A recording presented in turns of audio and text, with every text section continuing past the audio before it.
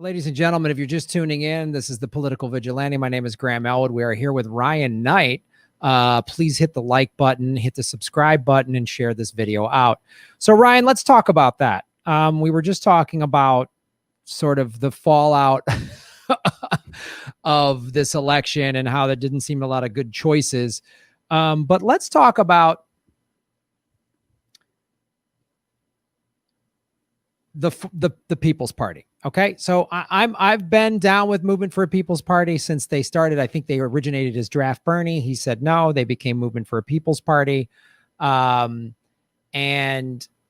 you know, Ron Placone and I, before the shutdown, we were on the road doing our progressive comedy tour, and Movement would set up tables at almost all of our shows. Like we saw the organization, we saw them. They were them and DSA were like in almost every city. The Green Party was kind of hit or miss, but like, and I really like what they're doing. I like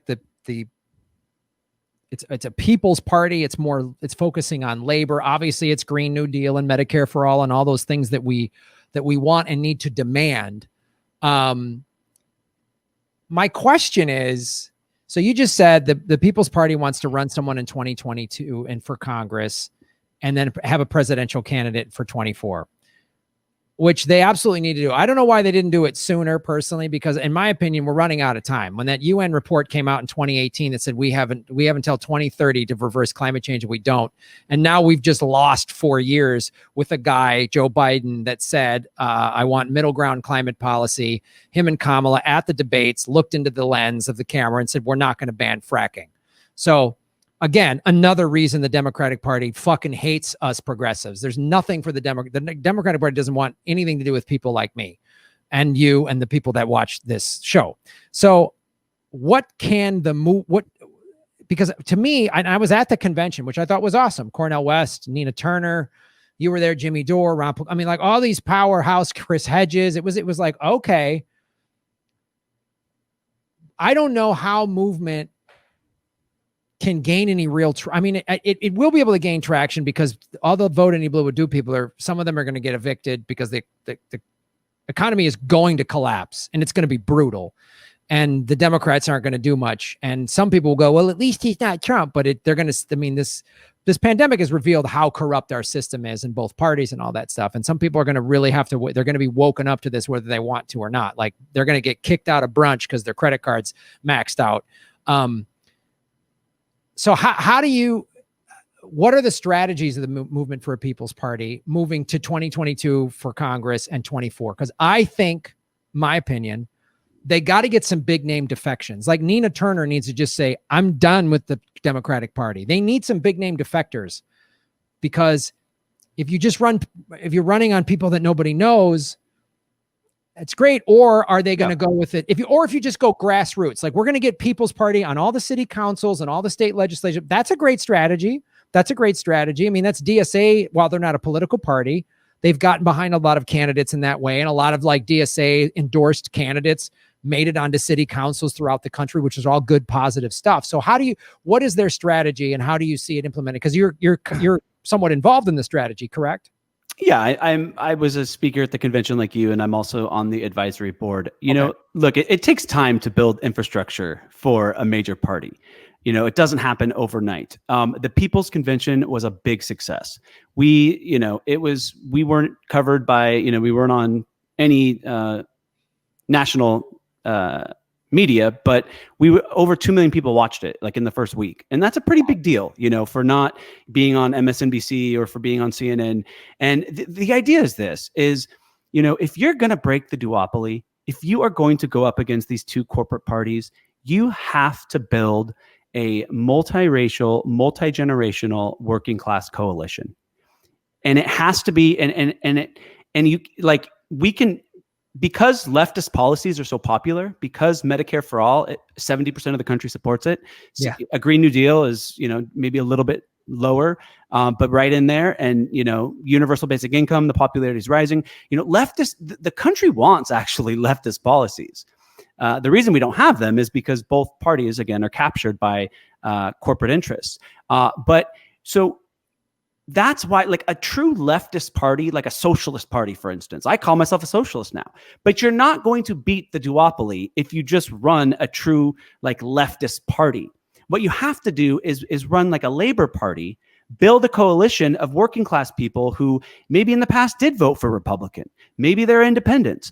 But again, we don't have to water down any of the policies because we know that people support it. But the idea is to kind of do what Bernie did. Bernie had a lot of people who, used to vote Republican that was in his coalition that supported him, that just registered as Democrat to vote in the Democratic primary. So we've seen it before, but that is the greatest threat to the oligarchy, is they use these wedge issues to separate us.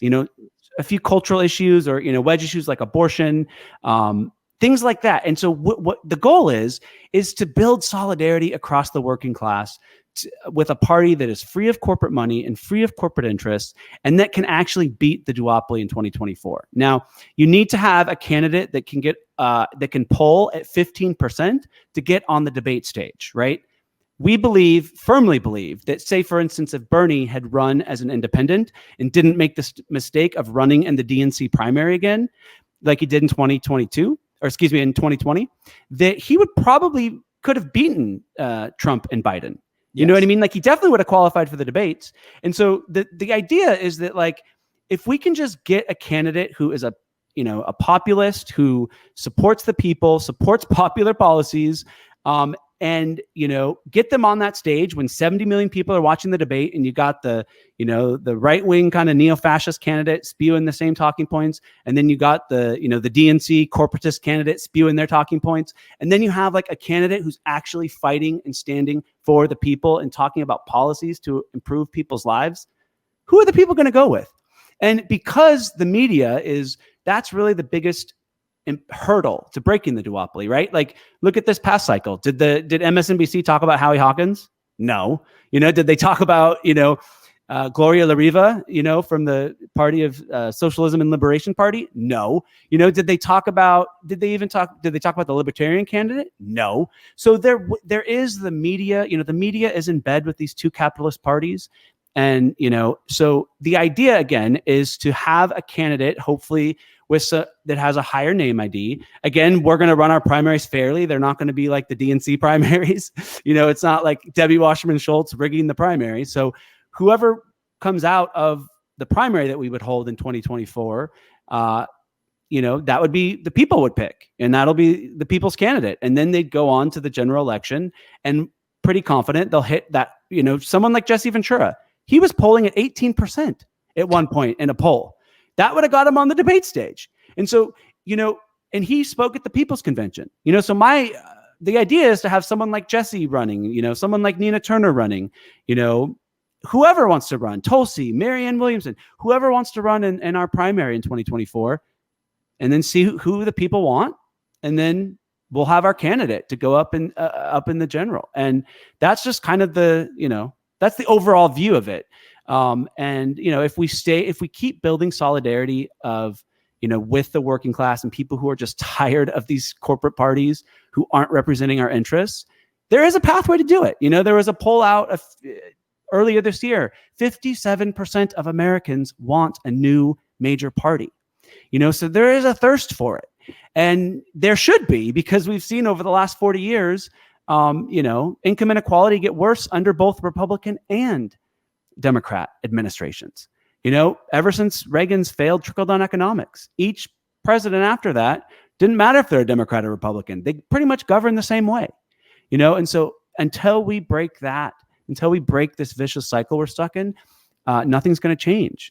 So that's kind of where I see it. A labor party that wants to bring the working class together to, take their power back from a government and from an economy that has just stolen so much power from working class people over the last half century. So then what about smaller races and down ballot and city council and state representatives? What is Movement for a People's Party going to do for that? Just sort of leave it up to people like, hey, I want to run for my city council, but I want to join the movement. I want to be a People's Party candidate. Can I just do that? Or how is Movement for a People's Party going to handle that? Well, let's see how it shakes here. I'm one of many. I know that, to do this, you got to be strategic, and I think the idea is, if we really want to break through, to maybe focus on a few more high profile races, maybe in 2022, run a few high profile congressional races, and then obviously run a candidate in 2024. That's kind of, I think, because when you do that, then it's just going to, building from it sounds great. Like, oh, go start local and build. Do we have time for that? That strategy can take a couple decades, starting small, doing all these local races. Like, it's so the idea, is to go big. I think that's kind of the idea, go big. And, there's going to be, people are going to hear some things, there's things in the works right now. I think, Trump hasn't even said he lost the election, although he definitely did. Yeah, we got 60 some days of some mayhem happening. Like, right. But stay tuned. There's going to be news from the People's Party. I'm excited about it. I think that it's something, if we can build solidarity, and we can continue to just kind of build on what we did at the People's Convention. If the names I think that will come on board, I think it can be a path. I think it can be something that can really lift up the movement and really kind of shake up American politics. And that's what we need. We need to shake up American politics. And we need to get away from a system that puts corporate greed, over human need and over the, just the dignity and justice that everyone in this country deserves. But yeah, we're a failed state. We're like a collapsed empire. Beyond. If we don't do something now, it's like the America we're in right now, 50 states and a president and a Congress and a Senate. Take a good long look, everybody, because there's a good chance in 5 years or less, if we don't do some drastic changes, it's not going to look like this. Like, we're going to splinter off. It's going to be like when the Soviet Union collapsed, or I don't know what. It's just really. So my doomsday predictions aside, get crypto, everybody. Anyway, if I understand you correctly, because I know there's some stuff you probably aren't at liberty to say to us.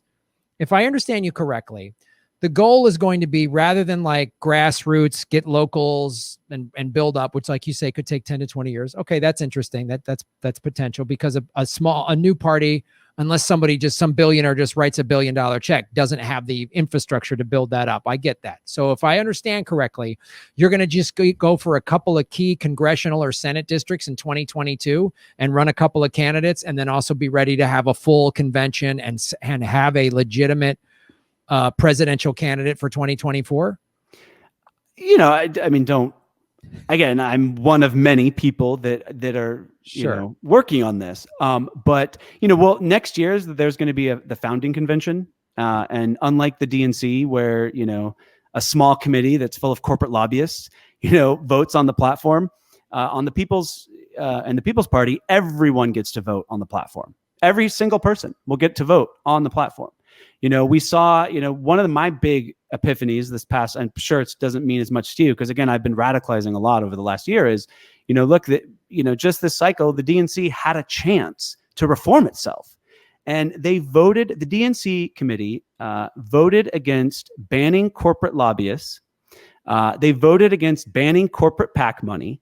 They voted against Medicare for all. But they voted against the two things that have corrupted our politics, and corporate PAC money and corporate lobbyists. So the DNC is not a party that wants to reform itself. It wants to continue to feed the people these empty platitudes and govern for its corporate donors. And it will do anything to protect its corporate power.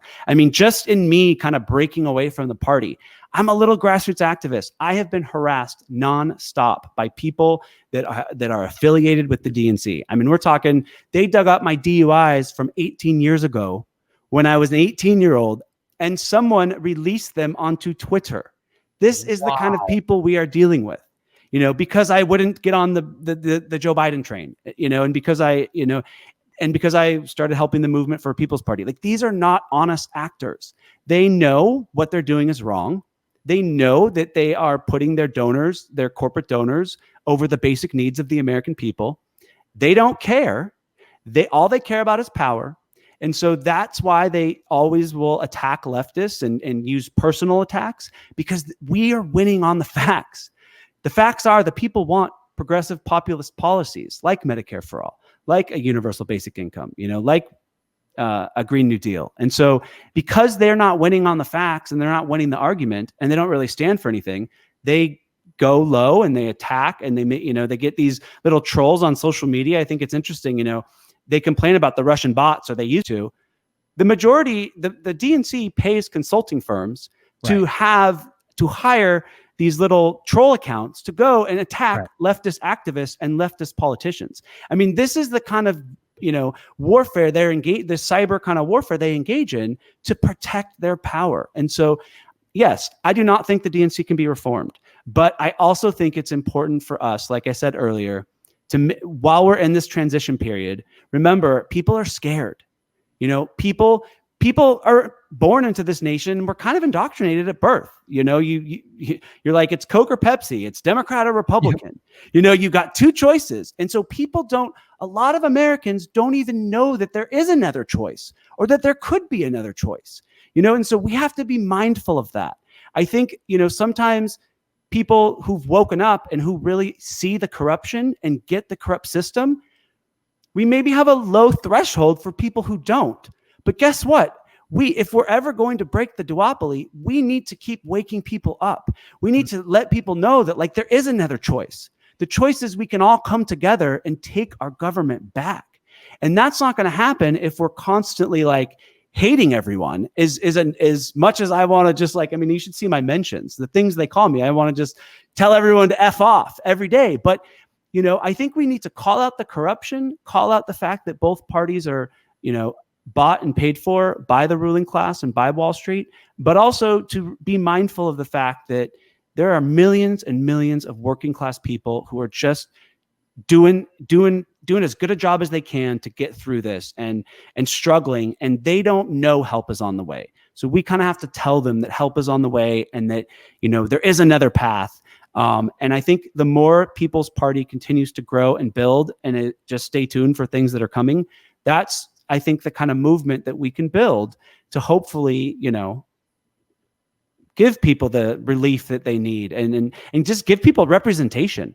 I mean, there's no representation for the people in Washington. None. There's none, and so that's really the problem. The people who have the most amount of money have all the representation, and people who with the least amount of money have no representation. That really is the problem. And so we're going to work and grow and try to fix it, and stay tuned. Well, I think that's great, and thanks for giving us a little taste. And I'm glad that I already spoke about my drunken disorderly in Chicago, spending a night in jail, and also getting drunk and marrying a stripper in Vegas. I've already talked about those on podcasts. So, good luck, DNC. Dig it up all you want. It's already been talked about. Well, thanks, Ryan, for taking the time out today to tell us all about this. And I talk about Movement for People's Party a lot on the show, but tell people how they can get involved and what they can do individually and as a part of this organization. You can go to peoplesparty.org and you can sign up to volunteer. You fill out the little form, and a organizer will be in touch with you, and we're starting to build hubs, around the country. And it's growing fast. I think we have over 120,000 members already. And we saw just a massive increase after the People's Convention. So, we're growing, it's definitely growing. And you go to peoplesparty.org, get involved, and, tell your friends about it, and again, there's going to be stuff coming out now in the next months. And, I hope we can keep the momentum going. It's really about momentum. It's about just giving people hope again. I really do think that when you really see how corrupt our political system, I think a lot of Americans have given up on it. Of course. And I think that's reasonable. I think the reasonable thing is to give up on the American political system because it is so corrupt and just it cannot be reformed. From the inside. It's going to require bold systemic change, and a party that doesn't take corporate PAC money, the very thing that corrupted the other two parties, that is that kind of systemic change that could really shake up the system. People can go and get involved, and just I don't know. I mean, I'm going to still hold, in the meantime, we have to hold Biden accountable. I think as much as we can. The corporate media is not going to hold them accountable at all for anything. No. So thank you, Graham, for doing what you do. And thank you everyone in the comments. I mean, it's important for everyone to understand that like these corporatists want to, they want to just take our voice away. They want us to be defeated, and we have to keep fighting. We have to stay strong. We have to keep building solidarity in the movement. I think, when they took out Bernie Sanders again, and Obama made the phone call, I mean, that crushed me because I was so feeling it. I mean, I thought we had it. I really did. And if Obama doesn't make that phone call and call Buttigieg and Klobuchar a few days before Super Tuesday and ask them to get out of the race and basically clear the path for Biden, I think Bernie was going to win. Yeah. And I definitely think Bernie would have beat Trump. So, that's who we're dealing with. We're dealing with dishonest, corrupt actors in the Democratic Party. And so we have to start building power outside of it. And, I supported the Green Party this cycle, and I hope the Green Party keeps fighting. Again, I'd like to see solidarity amongst, all the independent parties. Maybe we'll have like a solidarity, task force or committee in 2021. I'm just spitballing, but it's just a thought. We need to, everyone who wants to break the duopoly kind of has to stay united because of corporate media. There's just not enough of us. And so that's really the key, is to, build as much solidarity as we can and keep chugging. It's going to be a long fight. But I hope that we can shake it up and we'll see what happens. It's all we can do.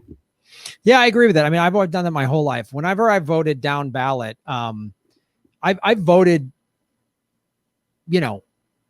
whatever, Peace and Freedom Party, I voted for, I don't agree with a lot of the libertarians, but I voted for libertarians when they were the only third choice in a certain, election for some Senate or state assembly member or something like that.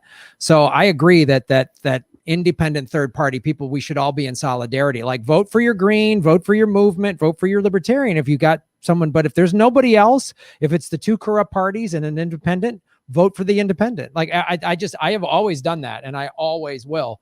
So Ryan, thank you so much for taking time out on the show, and good luck over there at Movement. I'm a huge fan. I'm an elector. I was part of the Draft Jesse movement. I'm an elector in the state of California. So, if it comes down to it, I'm going to give an electoral vote to Jesse Ventura, which would be so fantastic. That'd be awesome. All right, man. Well, thank you so much, Ryan, for coming on the show, and you bet. And if you ever need to come on your show, let me know. Yeah, I'd love to have you on my show. All right, brother. All right, take it easy. See ya. Thanks for watching, everybody. Please hit the like button, the subscribe button. Go to patreon.com/Graham Elwood and rockfin.com/Graham Elwood, where you can support the show. Also, I have a Bitcoin wallet, a Bitcoin Cash wallet, and an Ethereum wallet in the show notes. We're taking cryptocurrency. I have a Coinbase affiliation link. We're going to be getting on some other exchanges. So that's how you support the show. Make sure you hit the subscribe button. YouTube is unsubscribing us at an alarming rate. I have a PayPal button at GrahamElwood.com. I even have a Venmo at Graham-Elwood. There's a lot of ways to support our show. We are getting crushed by YouTube. We've dipped under 73,000 subscribers because of YouTube. Thanks for supporting what we do.